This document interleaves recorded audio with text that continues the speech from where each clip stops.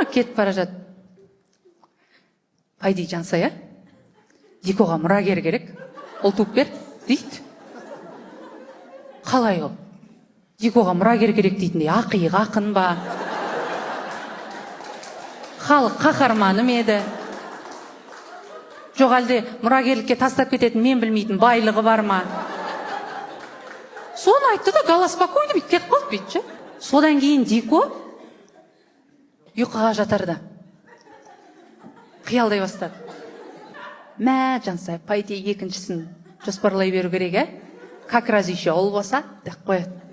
Мен айттым, Дико, сен жоспарды қоя тұршы, бірақ қандай бала болса да бәрібір емес пе? Мысалы, мен қыз болсын, ұл болсын, екеуін бірдей жақсы көрем десем. Жоқ, жақсы көресің ғой. Бірақ сонда да деген басталды да. Мен айттым, ал жарайды, Дико, екіншісіне аяғым ауыр делік. Ол дегеніміз біз жуырда 4-еу боламыз. Сен қазір жұмыс істеп жатсаң, сәйкесінше одан бірнеше есе жұмыс жасауың керек, көбірек ақша келуің керек үйге десем, енді Құдайдың бергенін табамыз ғой дейді. Мен тұрдым да, біз де Құдайдың берген туамыз ғой, в чем проблема дедім.